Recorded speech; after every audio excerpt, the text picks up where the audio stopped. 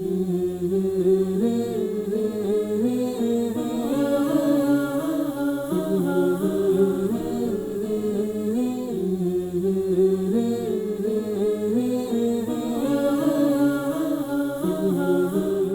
باللہ من الشیطان الرجیم بسم اللہ الرحمن الرحیم رب اشرح لی صدری ویسر لی امری واحلل عقدۃ من لسانی یفقہوا قولی رب زدنی علما۔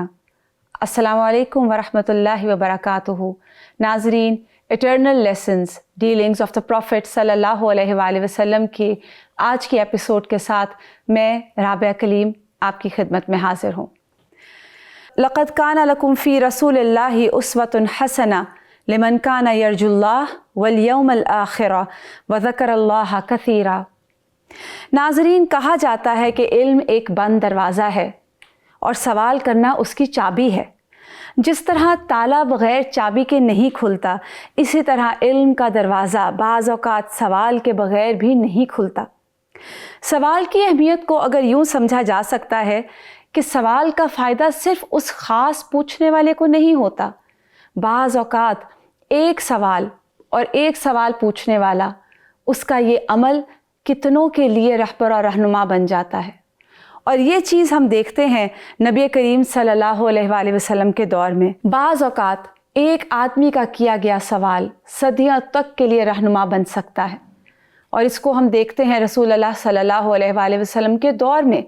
مختلف اوقات میں صحابہ اور صحابیات رسول اللہ صلی اللہ علیہ وآلہ وسلم کی خدمت میں حاضر ہوئی، اپنے سوالات ان کے سامنے پیش کیے، اور اس سے امت کو آج تک فائدہ ہو رہا ہے۔ یہاں تک فائدہ کہ اللہ سبحانہ تعالیٰ نے ان کے سوالات کے جوابات میں بے پناہ آیتیں اتاری۔ تو آج ہم ان سوالات کے بارے میں جانیں گے۔ ہمارے ساتھ موجود ہیں ڈاکٹر فریحہ میلہ۔ السلام علیکم ورحمۃ اللہ وبرکاتہ۔ وعلیکم السلام ورحمۃ اللہ وبرکاتہ۔ بڑا دلچسپ آج آپ کا ٹاپک ہے، اور ہم یہ دیکھتے ہیں کہ مکہ میں اللہ سبحانہ وتعالیٰ نے جو آیات نازل کی ہیں وہ عقائد کی پختگی کی آیات ہیں، توحید کی، رسالت کی، آخرت کی۔ اور وہ جب تربیت ہو گئی اور جب ایمان پختہ ہو گیا، اور ہجرت کے بعد جب مدینہ میں ایک ویلفیئر اسٹیٹ پوری اسٹیبلش ہو گئی، تو صحابہ کرام نے جب ایک زندگی اسلام کے مطابق گزارنی شروع کی تو ان کے ذہنوں میں سوال اٹھے۔ تو ان سوالات کا، جیسا کہ ابھی آپ نے ذکر کیا کہ قرآن میں جوابات آئے ہیں، مثلاً یسألونک ماذا ینفقون، یہ ایک سوال تھا کہ ہم کیا خرچ کریں۔ پھر اسی طرح سے یسألونک عن الشہر الحرام، حرمت والے مہینوں کے بارے میں کہ ان میں قتال کرنا کیسا ہے۔ پھر اسی طرح یسألونک عن الخمر والمیسر، یہ بہت بودر کرتا تھا صحابہ کو کہ شراب اور جوئے کے بارے میں کیا حکم ہے، کیونکہ جب تک وہ حرام نہیں تھا تو کچھ صحابہ جو ہیں وہ کنزیوم کرتے تھے۔ یسألونک عن الیتامی، غزوات ہونے لگے، بہت سے صحابہ کرام شہید ہونے لگے، یتیموں کی تعداد بڑھی تو ان کے بارے میں سوال صحابہ کے ذہنوں میں آیا۔ آپ دیکھیں کہ یہ سوالات ان ذہنوں میں اٹھتے ہیں کہ جو حقیقتاً دین کے اوپر چلتے ہوئے اپنی زندگی گزارنا چاہتے ہیں، اور تقوی والے دل نا، اور کہ کوئی تقوی چیز والے غلط دل، نہ ہو۔ بالکل بالکل، اور اللہ سے ڈرنے والے، تقوی والے دل۔ پھر یسألونک عن المحیض یستفتونک فی النساء یستفتونک قل اللہ یفتیکم فی الکلالہ، تو یہ وراثت کے سارے قوانین، خواتین کے حوالے سے قوانین۔ یسألونک عن الانفال، بالکل، مال غنیمت، مال غنیمت، جی تو جی۔ اللہ سبحانہ وتعالیٰ نے وَيَسْأَلُونَكَ عَنْ ذِي الْقَرْنَيْنِ، ہسٹری کے بارے میں سوال، اور یسألونک عن الساعہ، قیامت کے بارے میں سوال۔ تو اللہ سبحانہ وتعالیٰ نے خاطر خواہ جوابات قرآن حکیم میں بھی دیے ہیں، اور رسول اللہ صلی اللہ علیہ وسلم سے جب سوالات کیے جاتے تھے تو آپ صلی اللہ علیہ وسلم ڈفرینٹ صحابہ کو بعض اوقات ایک ہی سوال کا فرق جواب دیتے تھے، اور اس کی وجہ یہ تھی کہ جو اس سامنے والے بندے کی ضرورت ہے اس کے مطابق بھی دیتے تھے، اور دوسرے یہ کہ ظاہر ہے کہ اسلام نے پھیلنا ہے، اس نے رہتی دنیا تک باقی رہنا ہے، تو اس کے اندر ایک وسعت ہونی چاہیے کہ ہر طبیعت کا انسان، جس طرح صحابہ کے طبع فرق تھے اسی طرح انسانوں کے طبع فرق ہیں، اور ہر کوئی اپنی اپنی کیپیبلٹی کے مطابق کوئی نہ کوئی افضل عمل اپنا سکے، اس کو کر سکے۔ تو مثال کے طور پر ایک صحابی نے آپ صلی اللہ علیہ وسلم سے پوچھا کہ سب سے افضل جہاد کون سا ہے؟ تو آپ صلی اللہ علیہ وسلم نے فرمایا جو مشرکین کے ساتھ جہاد کرے اپنے مال سے اور اپنے نفس سے۔ اسی طرح عائشہ رضی اللہ تعالیٰ عنہ نے جب پوچھا، اب وہ بالکل ایک فرق کیٹیگری ہے ایک انسانوں کی، خواتین ہیں، کہ یا رسول اللہ صلی اللہ علیہ وسلم ہم نے یہ دیکھا ہے کہ جہاد تو بڑا افضل عمل ہے، تو کیا ہم بھی جہاد کریں؟ تو آپ صلی اللہ علیہ وسلم نے فرمایا نہیں، افضل جہاد حج مبرور ہے، یعنی خواتین کا جو جہاد ہے۔ ایک اور جگہ پہ آتا ہے جہاد کننا الحج۔ اسی طرح سے ایک صحابی نے آپ صلی اللہ علیہ وسلم سے پوچھا کہ یا رسول اللہ صلی اللہ علیہ وسلم کون سا جہاد سب سے افضل ہے؟ تو آپ نے فرمایا کہ کسی جابر سلطان کے آگے کلمہ حق کہنا افضل جہاد ہے۔ تو اب اس کی ان صحابی کی کوئی سچویشن ایسی ہوگی کہ جہاں پر کوئی جابر حکمران ہو اور ان کو اس کے آگے جانا پڑے یا کچھ بولنا پڑے، تو ہو سکتا ہے کہ ان کو آپ صلی اللہ علیہ وسلم نے اس طرح سے بتا دیا۔ تو یہ جو افضل اعمال کی ایک لسٹ ہے، یہ بڑی رحمت ہے اللہ تعالیٰ کی کہ ہمارے پاس ڈفرینٹ آ گئے کہ کوئی کسی طرح سے تو کر لے گا نا کچھ اور اس کیٹیگری میں شامل ہو جائے گا۔ پھر اسی طرح سے آپ صلی اللہ علیہ وسلم سے یہ بھی سوال جب کیا جاتا تھا کہ کون سا عمل کر لوں تو میں جنت میں داخل ہو جاؤں، صحابہ کا یہ بھی ایک بڑا دلچسپی کا یہ سوال ہوا کرتا تھا۔ تو آپ نے صحابہ کو مختلف جوابات دیے ہیں۔ شوق بھی ان کے کیا تھے نا، جنت ان کا شوق تھی اور جنت ان کا مقصد تھی، اس لیے کہ ان کو پتا تھا کہ ہم اس دنیا میں آئے ہی اس لیے ہیں کہ ہم واپسی کچھ لے کر جائیں۔ اور مجھے ایسے لگتا ہے کہ جیسے وہ اپنے دل پہ بہت نظر رکھتے تھے۔ دیکھیں ایک سوال ہے کہ ہم کیا کچھ خرچ کریں۔ اب خرچ کرنے کی چیز اگر کوئی ایک عام انسان کو آپ بتائیں تو وہ کہے گا اچھا ٹھیک ہے، لیکن وہ باریکی پوچھتے ہیں کہ وہ کون سا ایسا خرچ کرنا ہے جو ہمیں بہت زیادہ اللہ کے قریب کر سکتا ہے، جنت عطا کر سکتا ہے۔ اللہ تعالیٰ نے کہ وَيَسْأَلُونَكَ مَاذَا يُنْفِقُونَ اور قُلِ الْعَفْوَ، کہ جو ضرورت سے زائد ہے، یہ نفلی صدقے کی انتہا ہے کہ ضرورت سے زائد سارا کچھ دے دو۔ اور اسی طرح سے ایک اور جگہ بھی پوچھا یسألونک ماذا ينفقون، تو اللہ تعالیٰ نے فرمایا جو بھی تم خیر یعنی مال خرچ کرو تو فللوالدین والاقربین والیتامى والمساکین وابن السبیل، تو کیٹیگریز بتا دیں ڈفرینٹ۔ اور پھر دیکھیں ایک ہیومن سائیکالوجی بھی ہے، کویسچن ہم ہمیشہ وہاں ریز کرتے ہیں جہاں ہمارا انٹرسٹ ہوتا ہے اور جس کے لیے ہم کیوریوسٹی ہوتی ہے کہ اچھا مجھے اور پتہ چلے، اچھا اور کیا، پھر اور کیا۔ اور آپ سوچئے کہ پھر جنت کا سوال کرنا تو وہ کیوریوسٹی کی ایک کیسی وہ ایپیٹمی ہے کہ انسان جو ہے وہ یہ پوچھے کہ میں عمل کون سا کروں کہ میں جنت میں چلا جاؤں۔ سبحان تو اللہ۔ آپ صلی اللہ علیہ وسلم کے جو جوابات تھے، مثلا ایک جواب یہ تھا کہ یہ کہ تم اللہ کی عبادت کرو اور اس کے ساتھ کسی کو شریک نہ ٹھہراؤ، تم نماز قائم کرو اور زکوٰۃ دو اور صلہ رحمی کرو، تو یہ جنت میں جانے والے اعمال ہیں۔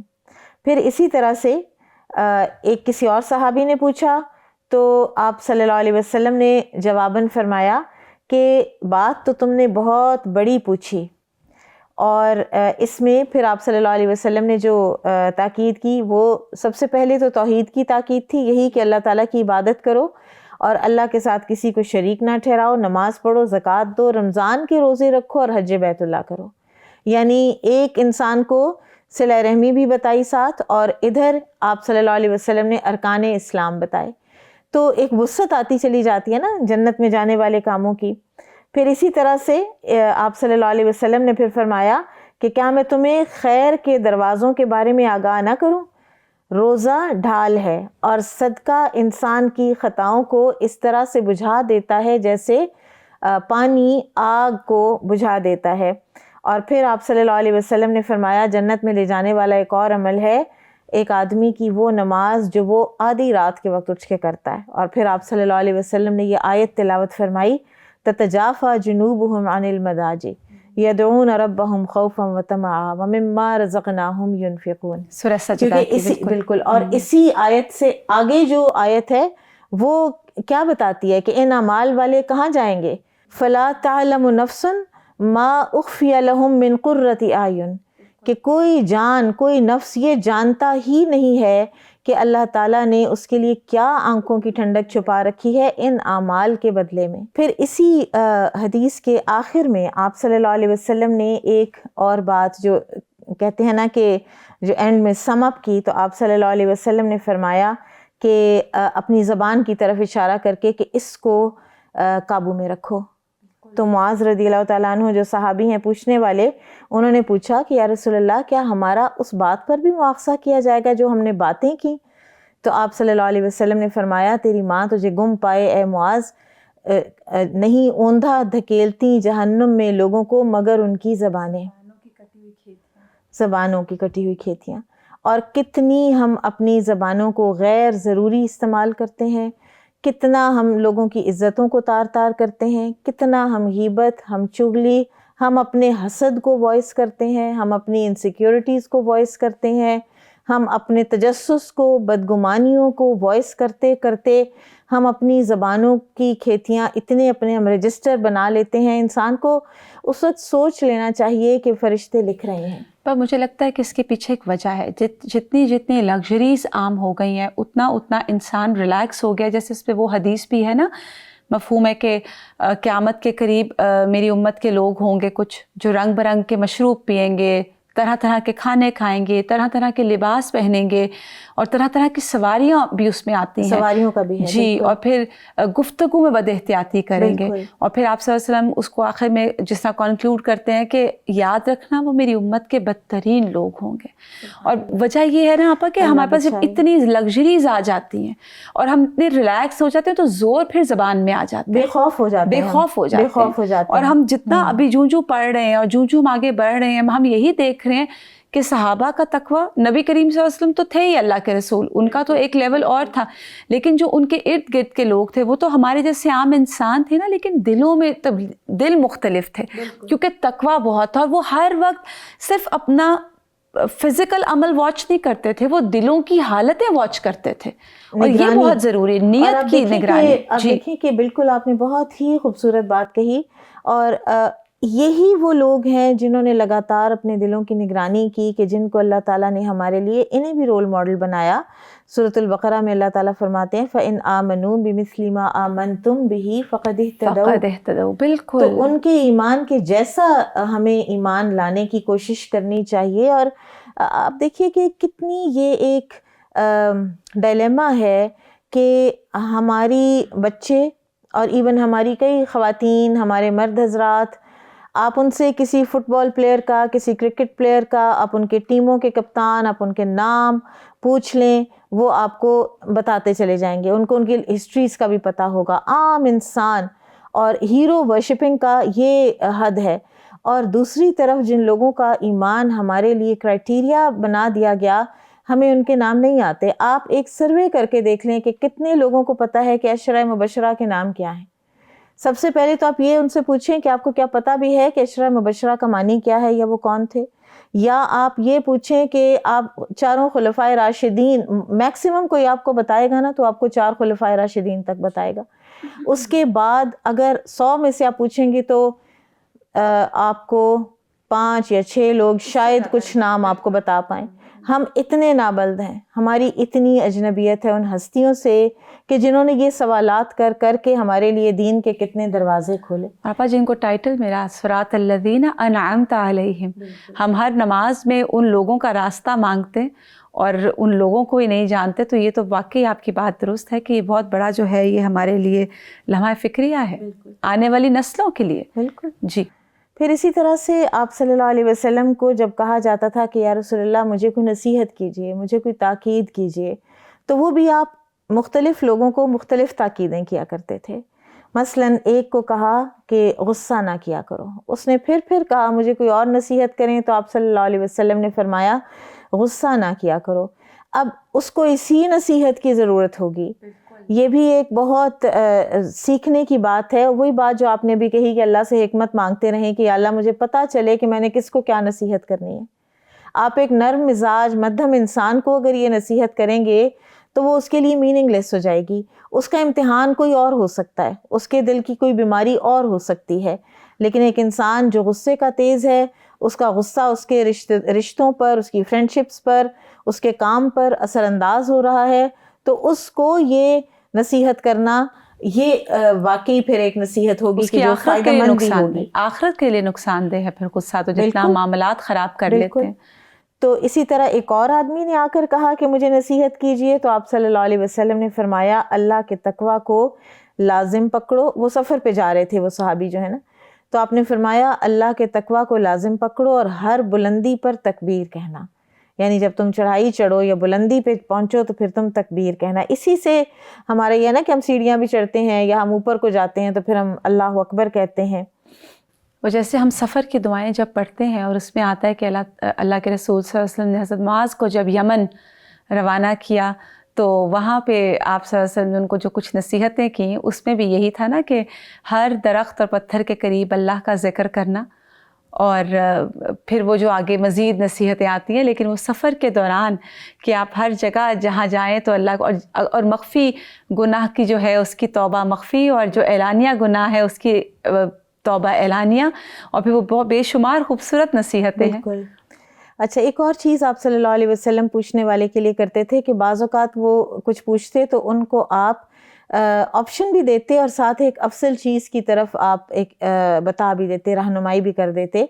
جیسے عمر رضی اللہ تعالیٰ عنہ نے آپ سے عرض کی کہ یا رسول اللہ مجھے اپنا خیبر والا جو باغ ہے وہ سب سے زیادہ پسند ہے، تو میں اسے صدقہ کرنا چاہتا ہوں۔ اب صدقہ کر دیتے تو ظاہر ہے بڑی افضل بات تھی، لیکن آپ صلی اللہ علیہ وسلم نے اس سے بھی ایک ڈیفرنٹ چیز کی طرف ان کی رہنمائی کی کہ تم اس کو وقف کر دو اور زمین روک لو اور پھل صدقہ کر دیا کرو، اور وہ پھر ان کی نسلوں میں وہ وقف چلا ہے، اور اسلام کا پہلا وقف تھا، نہ وہ وراثت میں بٹا، نہ وہ بیچا جا سکتا تھا، نہ وہ خریدا جا سکتا تھا۔ عمر رضی اللہ تعالیٰ عنہ کے بعد ان کے بیٹے عبداللہ بن عمر نے اس کی گارڈین شپ لی، اور اس میں فقراء کو اور مساکین کو اور رشتہ داروں کو اور سب کو وہ دیا کرتے تھے۔ اس میں سے کتنا بڑا کار خیر تھا نا۔ تو آپ صلی اللہ علیہ وسلم نے ایک بالکل ڈیفرنٹ ہٹ کے کار خیر جو ہے وہ بتایا عمر رضی اللہ تعالیٰ عنہ کو۔ اچھا، بعض اوقات آپ صلی اللہ علیہ وسلم سوالوں کا جواب نہیں بھی دیتے تھے۔ مثلاً ایک آدمی نے پوچھا کہ کیا حج ہر سال فرض ہے، تو آپ صلی اللہ علیہ وسلم خاموش رہے۔ اس نے پھر پوچھا، آپ پھر خاموش رہے۔ اس نے پھر پوچھا تو آپ صلی اللہ علیہ وسلم نے فرمایا کہ مسلمانوں میں سب سے بڑا جو مجرم ہے وہ ہوگا کہ جب وحی نازل ہو رہی ہو اور دین نازل ہو رہا ہو تو اس وقت ایسے سوال کرے کہ ایسا کوئی حکم آ جائے کہ جو پھر مسلمانوں پر مشکل ہو اس کو امپلیمنٹ کرنا۔ تو اگر نبی صلی اللہ علیہ وسلم اس وقت فرما دیتے کہ ہاں ہر سال فرض ہے، یا یہی فرما دیتے کہ زندگی میں 3 مرتبہ فرض ہے، جی تو کتنی مشکل مشقت ہو جاتی۔ کتنی اب مشقت دیکھیے ہو اس سے جاتی۔ مجھے وہ واقعہ یاد آ رہا ہے، گائے کا واقعہ جو تھا سورہ البقرہ میں، بنی اسرائیل کا وہ سوالات کی وجہ سے تو گائے ڈھونڈنا اتنا مشکل ہو گیا، حالانکہ ایک کام کہا تھا کہ ایک گائے ذبح کر دو، لیکن وہ اب کیسی ہو، کس رنگ کی ہو، کیا اس کا قد ہو، کیا اس کی عمر ہو، اتنے سوالات کیے کہ وہ ایک گائے اور ایک بچڑا ڈھونڈنا ہی ان کے لیے جو ہے وہ مشکل ہو گیا۔ جی، پھر اسی طرح سے بعض ایسے سوالات ہوتے تھے کہ جن کا اگر ڈائریکٹ جواب اسی طرح سے دے دیا جائے تو وہ کوئی فائدہ مند نہیں تھا، اور پھر آپ صلی اللہ علیہ وسلم ان کے جوابات کو ڈائریکٹ کرتے تھے۔ مثلاً ایک آدمی نے آپ صلی اللہ علیہ وسلم سے پوچھا کہ یا رسول اللہ صلی اللہ علیہ وسلم قیامت کب آئے گی؟